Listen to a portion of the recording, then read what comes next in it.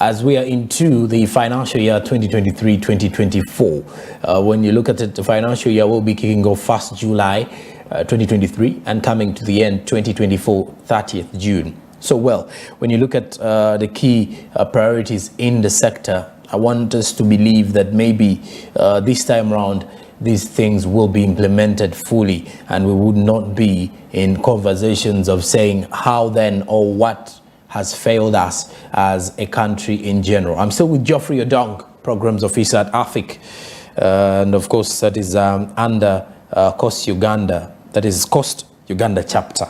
I think that is the better way to put it. So, Geoffrey, let's talk accountability. There's something to do with that, but before we even talk accountability, let's talk transparency. What really happens behind closed doors? Because when they were launching the national budget for the financial year, when they were launching the national budget month, the permanent secretary to the Treasury, if I'm to remember well, if I'm to quote him, he mentioned that in the next financial year, unlike other situations, public procurement details or matters are going to be put on a certain portal to ensure transparency, or to ensure that at least all the bidders can see the processes under which government considers who is to take on a contract at a given project or at a given road network. Let's now talk about what happens during the bidding process for these roads, because maybe this is where most of the challenges come from in regards to the roads that we have. What happened is that for all government procurement processes, all entities have procurement and disposal unit, and this unit is responsible for making sure that any contract that is supposed to be undertaken goes through a rigorous process. Part of the process starts with identifying the project itself, understanding the project, the acquisition of this process of the project, and then information about the tender must be made public. Some of these hybrid contract, like for hydro, maybe construction, those one must be public, and those one involves contractors that comes from abroad, because these are very high hybrid contract that maybe locally we cannot implement them. Now back to other contracts that are managed locally here. There's a government portal that is developed, and this portal, one of its functions is to make sure that adverts, contract to be procured, contract management procedures, and all these processes are uploaded into that system, and it is an online system. You don't need to go to any entity. You just go to their portal, type the entity name, then you'll find the information you need. And this has been implemented by many entities in Uganda. Of course, sometimes we talk about the capacities in terms of operationalizing those applications to make sure all entities, including local government, are well conversant with it, so that they are able to upload from time to time this information. But I want to appreciate PPDA. PPDA have been building capacities of local government and all the other entities, so that they can familiarize themselves with the process and make sure every information pertaining to contract management are uploaded. And I think that is one way through which citizens can be able to understand, business people can understand, and also political leaders can understand what contract is available, starting from which period to which period. And I think this has helped to make sure that information flow are maintained. And once this information flow is maintained, and every other interested, concerned citizen are able to access those information, then therefore that can stimulate their action to make sure either they follow the implementation or apply for the contract and all this. And even those portals should be able to indicate stages of vetting in this bidding process. So there's no way somebody can be denied if we follow that. Now, that one is done under the open contracting in infrastructure data standard. There are templates that are used. You don't invent anything new. You use the template and enter all this information that are required. So the citizen can be able to access them. Contractors are able to access them. Then that is the open process. Of course, as COS, Uganda chapter, we have been working to promote that disclosure of information using the open contracting infrastructure data standard. So that everybody, maybe entity B should not be having different information in the portal than entity C. For as long as the standard is there, everybody should understand this is the standard and all of us believe in that standard. And I think that is what we are doing over time. But also to strengthen that one further, as I said, we did quality assurance studies 1, 2, 3 up to 5, and they are evidence of improvement by all entities, including local government, in terms of uploading their information into that portal. But to make the process more easier for us to follow, we have also developed a data dashboard that is about to be launched, and that will also help citizens, business people, contractors to understand real-time information. If entity C or A or B have posted anything into that, you are able to see it now. You don't wait. And I think that helps us to track on the time for implementation of contract, and then we are able to also to detect what we call cost overrun. Okay. Sometimes some of this information are not put into the website. We are also working towards promoting the e-procurement process, and that would be the electronic government portal. Everything would be automated, everything would be easy for us to understand, everything would be easy to follow. And I think that would also help to strengthen transparency and access to information, and also it would stimulate discussion by multi-stakeholders on how we can influence and improve on policy framework that would support infrastructure's delivery in Uganda. Okay, and let's look at our political leaders. You see, the issue is really looking at politics and economics. How do the two affect one another? How do the two impact on one another, if you come to think of it? Looking at our members of parliament, we've got leaders, we've got local councils, representatives. These are people under which various projects are supposed to pass through.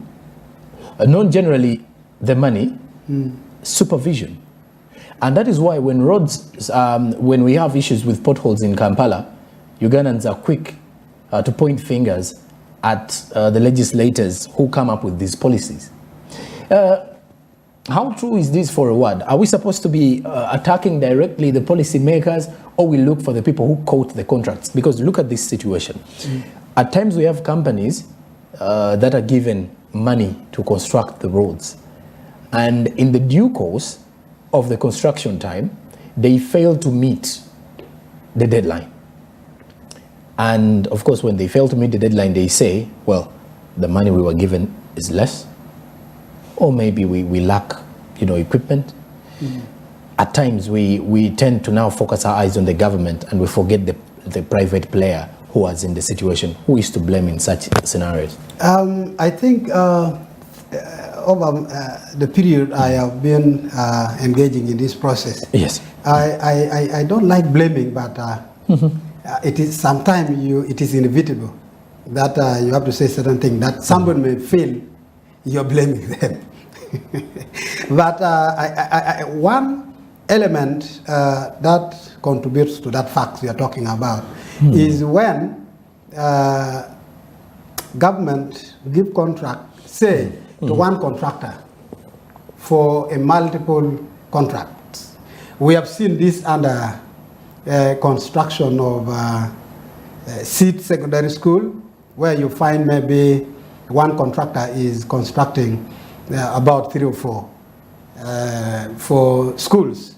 And that means this contractor would be constrained in terms of time, money, equipment, and all this, because sometimes delays comes also in releases of funds to facilitate this contractor to implement the contract for which he has got. So if money delays, all the other process will delay. Now, one thing that I believe would be important is that releases of money, the advance that is given to the contractors, the law says is about 30%. 30% of the total contract cost. But also, it is at the discretion also of the entity to see what is available within their budget in terms of release of money from central government, so that they can be able to advance the contractor. So if the money can reach up to 30%, then well and good. The entity may pay advance close or up to 30% of the total contract sum. But if that money is not there, the contractor might not be able to do any work beyond that, because that is limited by resources, because he's supposed to do here, he's supposed to go to another sub-county. So that affects time. That delay affects time. The other bit of this delay would come if the contractor, first of all, have problem of capacity. Because when you apply for this contract, you should be able to know you can deliver. Because the agreement between the entity and the contractor is that you should be able to deliver within a given time frame. Now, if you cannot deliver, that will lead us to time overrun.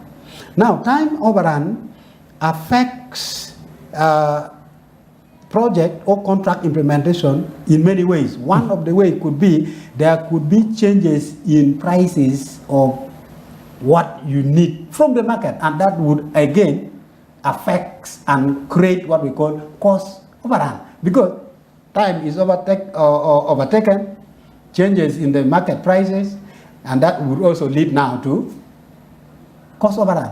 You will have to spend beyond what was already approved. Remember, that variation in the total contract cost must go through a long approval process. Now, all this approval process also will consume the same time you need for the construction of the work. So we have seen issues of capacity of some of the contractors. There are issues of delays that comes from entities that are giving work to be done, also from central government, because that is where money comes from.